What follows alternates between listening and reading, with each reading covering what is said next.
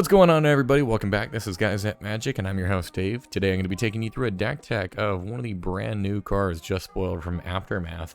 This is Sarkhan, Soul Aflame. This guy is 1, a blue and a red for a total of 3 mana. It's a legendary creature human shaman. It is a 2/4 and says the dragon spells you cast cost 1 less to cast. It also says whenever a dragon enters the battlefield under your control, you may have Sarkhan, Soul Aflame become a copy of it until end of turn, except its name is Sarkhan, Soul Aflame, and is legendary in addition to its other types. So the really cool thing about this is not only does he help to get our dragons out a little bit sooner by reducing their cost, but in addition to that, he also allows us to kind of have like a pseudo haste effect because he would have already been in play. So the copy that he would make for himself, you can attack in with right away. So kind of keeps your opponents a little bit guessing as far as who you're going to attack or what you're going to potentially be able to attack with.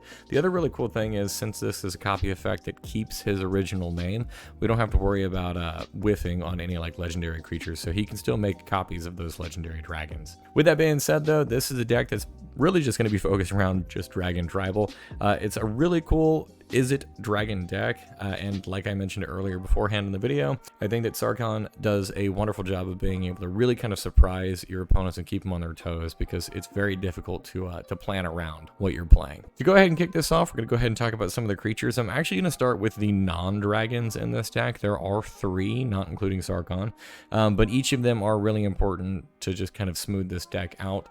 The first of which is Dragon Lord's Servant. This is 1 and a red for a Goblin Shaman. It's a 1/3 and it says dragon spells that you cast cost 1 less to cast. So same kind of thing as what our commander's already doing, just an additional cost reduction.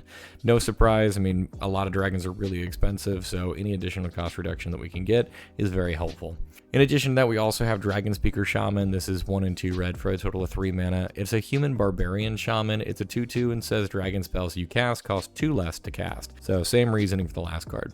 We also have Magda, Brazen Outlaw, in this list. This is 1 and a red for a total of 2 mana. It's a legendary creature, Dwarf Berserker. It's a 2/1 and it says that other dwarves you control get +1/+0, which in this deck, to be completely honest, is just flavor text. However, it does say whenever a dwarf you control becomes tapped, create a treasure token. And this is going to count for itself too. So she's going to be able to help produce those treasure tokens for you.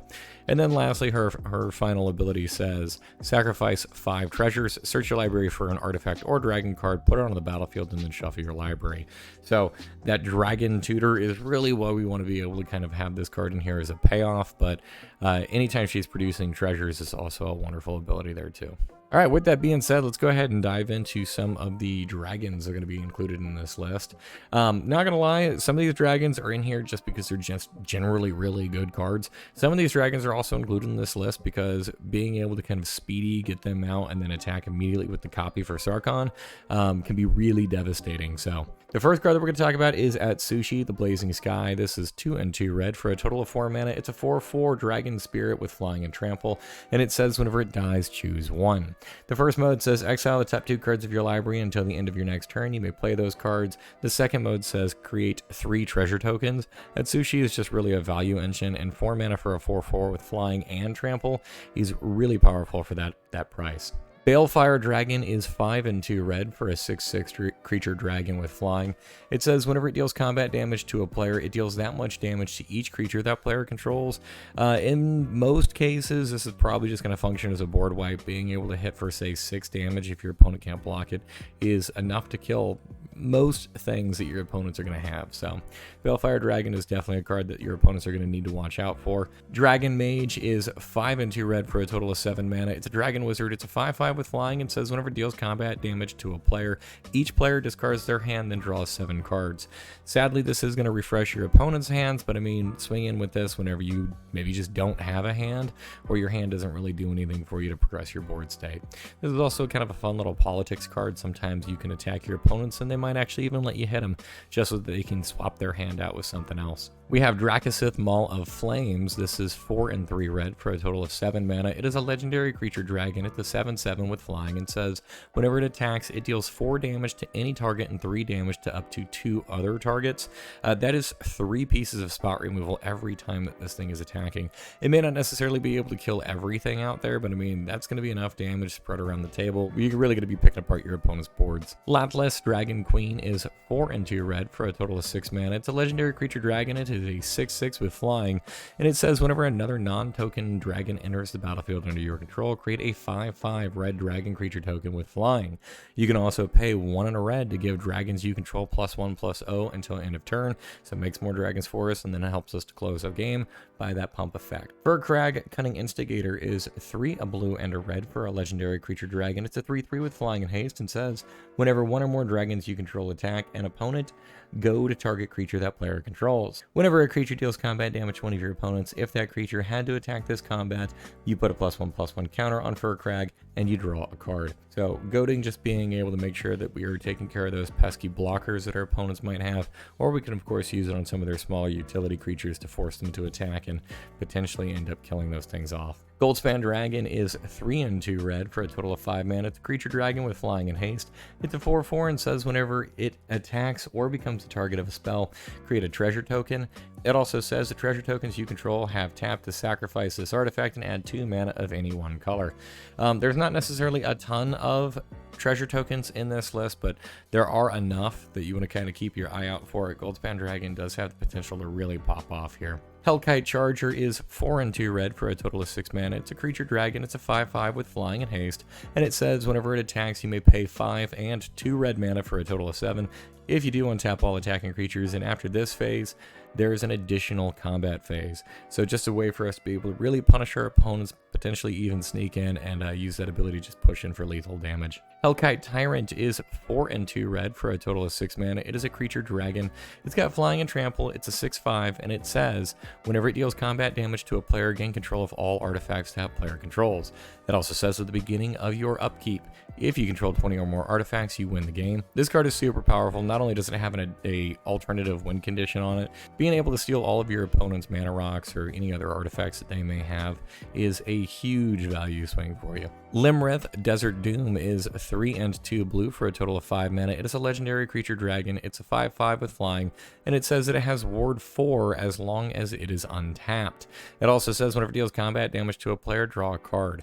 Then, if you have fewer than 3 cards in hand, draw cards equal to the difference. So not only does it have a pretty decent body that is very difficult to actually get rid of, it also is going to be able to help us draw some cards. Kyrie the Swirling Sky is 4 and 2 blue for a total of 6 mana. It's a legendary creature dragon spirit. It's a 6/6 with flying and ward 3. It says whenever it dies, choose 1. Return any number of target non-land permanents with total mana value of 6 or less to their owner's hands, or mill 6 cards, then return up to 2 instant and/or sorcery cards from your graveyard to your hand. It's a big body, and I do like the modes there. Not necessarily always going to be super relevant in this deck with a second mode, but you never know. You might be able to end up using that. Lezan Dragon's Legacy is 3 blue and a red for a total of 5 mana. It is a legendary creature dragon shaman.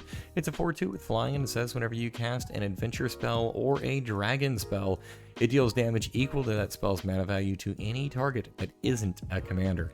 Some nice repeatable removal stapled onto this card. Just keep in mind you can't kill your opponent's commanders with it. Niv Mizzet the Firemind is 2 blue and 2 red for a total of 6 mana. It is a legendary creature dragon wizard. It's a 4/4 with flying, and says whenever you draw a card, it deals 1 damage to any target. You can also tap it to draw a card. Renari Merchant of Marvels is 3 and a blue for a legendary creature dragon artificer. It is a 2/4, and it says that you may cast dragon spells and artifact spells as though they had flash. So just kind of an additional way for us to play around with things. Territorial Hellkite is 2 and 2 red for a total of 4 mana. It is a 6/5 with flying and haste. It says at the beginning of combat on your turn, choose an opponent at random that the Territorial Hellkite didn't attack during your last combat. Territorial Hellkite attacks that player this combat if able, and if you can't choose an opponent this way, you tap the Territorial Hellkite. 4 mana for a 6/5 with flying and haste. Even if you can't really control the direction that this thing is going in, I still love this card. It's going to get in for quite a bit of damage. Rapacious Dragon is 4 and a red for a total of 5 mana. It is a 3/3 with flying, and says whenever it enters the battlefield, create 2 treasure tokens. Not necessarily the best dragon out there, but I do love the treasure tokens, and that's going to help us be able to cast some of our bigger drops, which, if you haven't noticed, we have a lot of. Ryusei the Falling Star is 5 and a red for a legendary creature creature dragon spirit. It's a 5/5 with flying and says whenever it dies, it deals 5 damage to each creature without flying. That is pretty important. Now, notice that is going to hit your board as well. Most of your creatures do have flying though, because, well, almost every dragon does. But do keep in mind, Sarkhan does not have flying on his own. So, use this as a board wipe, just kind of keep an eye open for it. It's going to be better in some situations than others. Scourge of Valkis is 2 and 3 red for a total of 5 mana. It's a 4/4 creature dragon with flying. It says whenever it or another dragon enters the battlefield under your control, it deals X damage to target creature or player, where X is the number of dragons you control. You can also pay a red to give it +1/+0 until end of turn. Basically just going to be another nice little beater here. Skyline Despot is 5 and 2 red for a total of 7 mana. It's a creature dragon. It's a 5/5 with flying, and it says whenever it enters the battlefield, you become the monarch. It also says at the beginning of your upkeep, if you are the monarch, create a 5/5 dragon creature token with flying. So nice little card draw there, introduces the monarch mechanic, and then also helps you to potentially keep the monarch if you can hold on to it for that first rotation, since it'll give you a 5/5 that you can potentially block with. Steel Hellkite is 6 mana for an artifact creature dragon. It is a 5/5 with flying. You can pay 2 mana to give it +1/+0 until end of turn, or you can pay X mana to destroy each non-land permanent with mana value of X whose controller was dealt combat damage by Steel Hellkite this turn. Activate only once each turn. So this is a really fun piece. I love Steel Hellkite. It allows us to be able to blow up plenty of our opponent's things, and if you are playing up against like a token deck, tokens don't have a mana value, so you can always just attack them, hit them, pay 0, and blow up all their tokens. Thunderbreak Regent is 2 and 2 red for a total of 4 mana. It is a 4/4 with flying and says whenever a dragon you control becomes a target of a spell or ability an opponent controls, it deals 3 damage to that player. So just a little punish effect in the case they end up using some removal against you. Udvara Hellkite is 6 and 2 red for a creature dragon. It's a 6/6 with flying and says whenever a dragon you control attacks, put a 6/6 red dragon creature token with flying onto the battlefield. This is going to get out of control really quickly. Vengeful Ancestor is 2 and 2 red for a total of 4 mana. It's a creature spirit dragon. It's a 3/4 with flying, and it says whenever it enters the battlefield or attacks, you goad target creature. It also says whenever a goaded creature attacks, it deals 1 damage to its controller. Just a nice little way for us to make sure that our opponent's big creatures are kind of moving out of the way and attacking somebody else. Wrathful Red Dragon is 3 and 2 red for a total of 5 mana. It's a creature dragon. It's a 5/5 with flying, and it says whenever a dragon you control is dealt damage, it deals that much damage to any target that isn't a dragon. So I guess, sadly, bummer, you're not going to be able to take out your opponent's dragons with this card, but that should be a really steep price for them to pay in the case that they want to start using any damage-based removal against you. And then the last creature that we're going to talk about here is Ancient Copper Dragon. This is 4 and 2 red for a total of 6 mana. It is a creature elder dragon. It's a 6/5 with flying, and it says whenever Ancient Copper Dragon deals combat damage to a player, roll a d20. You create a number of treasure tokens equal to the result. Wonderful treasure production. This is going to be able to get out of control pretty much immediately. And if you can drop this, have Sarkhan become a copy of it, it allows you just to swing it right away and potentially just make a ton of treasures with it. So I love that card. Moving on, we're going to talk about some of the instants and sorceries that are going to help to support this list. The first 2 cards we're going to talk about are going to be our board wipes. The first one here is Blasphemous Act. This is 8 and a red for a sorcery. It says it costs 1 less to cast for each creature on the battlefield, and it deals 13 damage to each creature. This is pretty much always going to be costing just maybe around like 3 mana at the absolute most. You're only going to use a board wipe whenever there's plenty of creatures in play, and 13 damage is more than enough to deal with the vast majority of board states. Similarly, we have Chain Reaction here. This is 2 and 2 red for a total of 4 mana. It's a sorcery, and it says it deals X damage to each creature where X is the number of creatures on the battlefield. Same kind of thing here. We're just going to be punishing our opponent's creatures for X equals the amount of creatures in play. Moving on, we're going to talk about some of our other removal or our other pieces of interaction. The first one that we're going to talk about here is By Force. This is X and a red for a sorcery that says destroy X target artifacts. We can use this card to take out our opponent's soul ring, all of their mana rocks, or potentially flood in just a ton of mana to this and then just blow up all of our opponent's artifacts in general. Pongify is a single blue mana for an instant. It says destroy target creature. It can't be regenerated. Its controller creates a 3/3 green ape creature token. Most of our creatures have flying, so we don't really care if they end up getting an ape for this. It's not really going to do much. Rapid Hybridization is very similar. It is a single blue mana for an instant that says destroy target creature. It can't be regenerated. The difference here being, though, is that that creature's controller creates a 3/3 green frog lizard creature token. But I mean, same thing. It doesn't have wings. It's on the ground. It really doesn't matter for us. Reality Shift is 1 and a blue for an instant. It says exile target creature. Its controller manifests the top card of their library. So basically the same kind of thing here. They're going to end up getting a 2/2. Now, in the case that they did throw over a creature, they can, of course, always end up paying to turn it over later on. However, I do love this card. Reality Shift, oftentimes, I feel like they flip over a land or something that they're really not going to be capable of taking advantage of. We have Prismari Command in this list. This is 1, a blue, and a red for a total of 3 mana. It is an instant that says choose 2. The first mode says that it deals 2 damage to any target. The second mode says target player draws 2 cards and then discards 2 cards. Third mode is target player creates a treasure token, and fourth mode is destroy target artifact. This card just does a ton. It is incredibly flexible, and you're always going to have a situation where at least 2 of those sound really good. We also have 3 counterspells in this list, the first of which is the OG counterspell itself. For 2 blue mana, you get an instant that says counter target spell. We also have an offer you can't refuse. For a single blue mana, you get an instant that says counter target non-creature spell.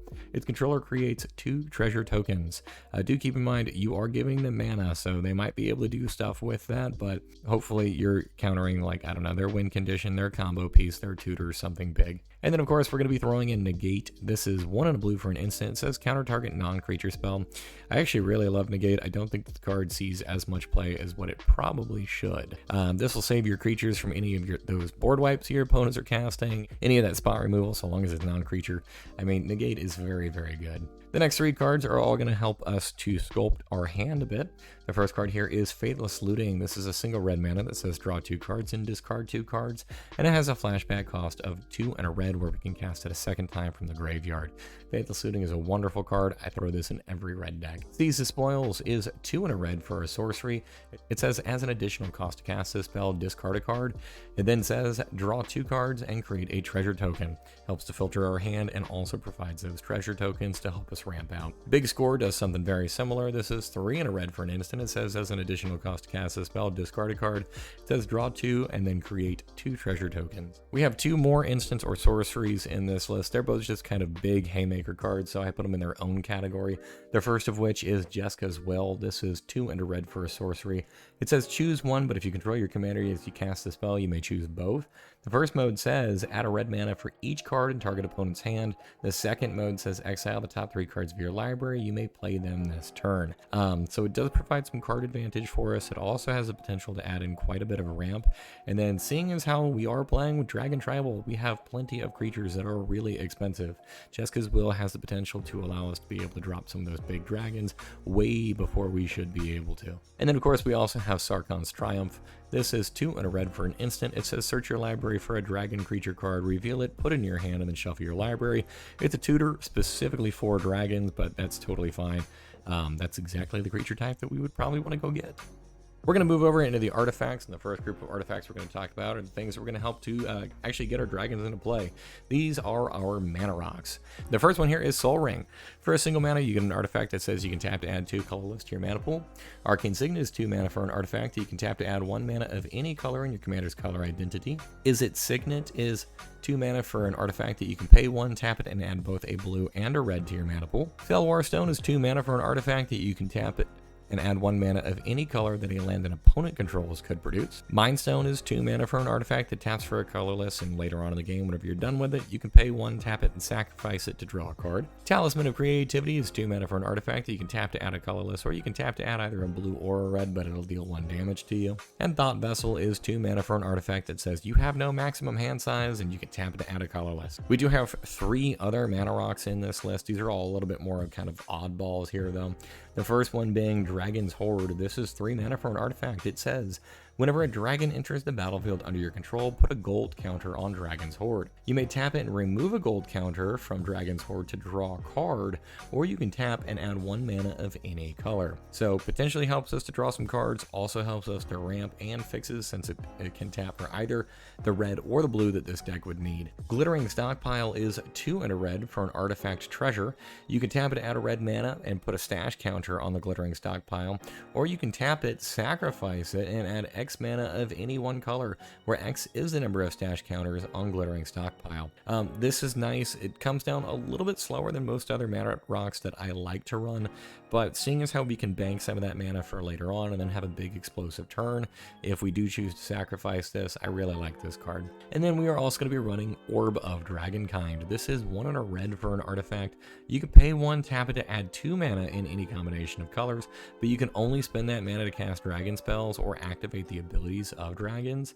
That's totally fine in this list. You can also pay a red to tap it and sacrifice it. You'll look at the top 7 cards of your library and you may reveal a dragon card from among them and put it into your hand. Put the rest on the bottom of your library in a random order. So it's a mana rock, it fixes our colors, and then also later on it can help us to actually grab a dragon. So Orb of Dragonkind does a wonderful job in this list. Moving on, we do have a single piece of equipment in this list, and that is Lightning Greaves. For 2 mana, you get an artifact equipment that says the equipped creature has Shroud and Haste and an equip cost of 0. It's really important that Sarkhan be able to hit the battlefield early and then also stick to help make sure that we get that cost reduction and get those dragons into play. So Lightning Greaves is going in there to protect him, at least initially, and then help protect some of those bigger dragons later on, whichever one needs the boots. Our last 2 artifacts that we're going to bring into this list, the first one here is Herald's Horn. This is 3 mana for an artifact. It says, as it enters the battlefield, choose a creature type. Creature spells you cast of the chosen type cost 1 less to cast, and at the beginning of your upkeep, look at the top card of your library. If it's a creature card of the chosen type, you may reveal it and put it into your hand. Cost reduction, and then also potentially card advantage. So really nice here. Urza's Incubator is 3 mana for an artifact that says, as it enters the battlefield, choose a creature type. Creature spells of the chosen type cost 2 less to cast. That is a wonderful cost reduction, especially considering dragons are kind of expensive. We are going to be throwing a couple of enchantments in here. These enchantments pretty much all are haymakers in their own right, so I've kind of just got them all grouped together. The first one here is Crucible of Fire. This is 3 and a red for a total of 4 mana. You get an enchantment that says dragon creatures you control get +3/+3. It makes your big things even bigger and even scarier. Dragon Tempest is 1 and a red for an enchantment. It says whenever a creature with flying enters the battlefield under your control, it gains haste until end of turn. It also says whenever a dragon enters the battlefield under your control, it deals X damage to target creature or player, where X is the number of dragons you control. This is wonderful. It allows us to be able to really punish our opponent. That's a lot of extra damage that you can either be throwing at him or attacking it immediately, since your dragon now has haste. Kindred Discovery is 3 and 2 blue for a total of 5 mana. It's an enchantment that says whenever it enters the battlefield, choose a creature type, and whenever a creature you control of the chosen type enters the battlefield or attacks, draw a card. So it's going to make sure that all your dragons start cantripping and then just drawing you a ton of cards on attack. Similarly, in terms of card draw engines, we are going to be throwing Rhystic Study in this list. This is 2 and a blue for an enchantment. It says whenever an opponent casts a spell, you may draw a card unless that player pays 1. And then, seeing as how we are playing so many big creatures, and of course there's a dragon on the artwork itself, so I felt like it was really thematically important, we're going to be playing Sneak Attack. This is 3 and a red for an enchantment. You can pay a single red mana to put a creature card from your hand onto the battlefield. The creature gains haste, but you do have to sacrifice the creature at the beginning of the next end step. So do keep in mind, you can cheat your dragons into play for that one quick use of their ability and then be able to smack in for some damage,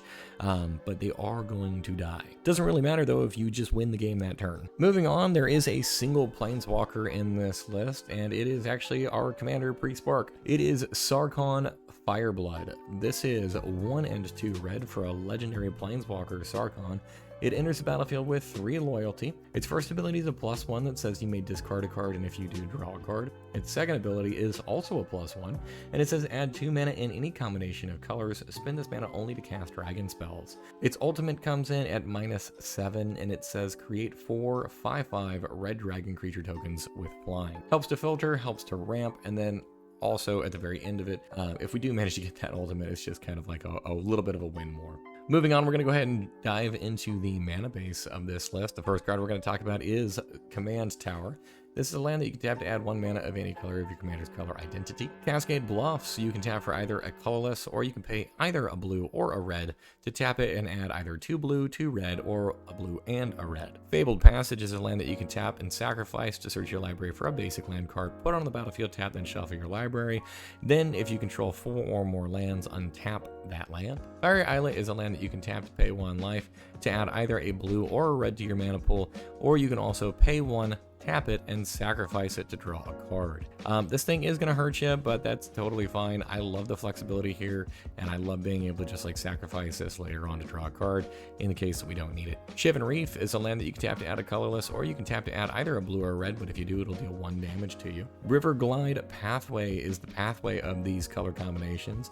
On its front half, it enters and can tap for a blue. On the back half, it enters the battlefield and can tap for a red. Secluded Courtyard is a land that says whenever it enters the battlefield, choose a creature type. It taps for either a colorless mana, or you can tap it to add 1 mana of any color. Spend this mana only to cast a creature spell of the chosen type, or activate an ability of a creature or creature card of the chosen type. Unclaimed Territory is pretty similar. This is another land that whenever it enters the battlefield, you'll choose a creature type.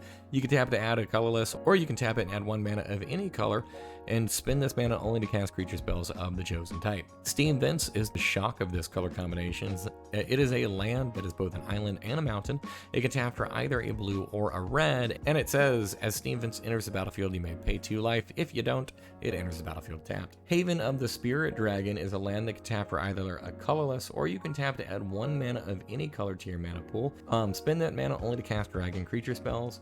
It also has an additional ability where you can pay 2 and tap it to sacrifice it, and return target dragon creature card or Ugin Planeswalker card from your graveyard to your hand.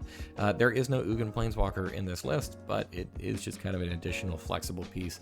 Grab one of those dragons that your opponents killed off earlier. Sulphur Falls is a land that says it enters battlefield tapped unless you control either an island or a mountain, and it'll tap for either a blue or a red on its own. Training Center is a land that says it enters battlefield tapped unless you have 2 or more opponents, and you can tap it for either a blue or a red. And Temple of the Dragon Queen is a land that says as it enters the battlefield, you may reveal a dragon card from your hand.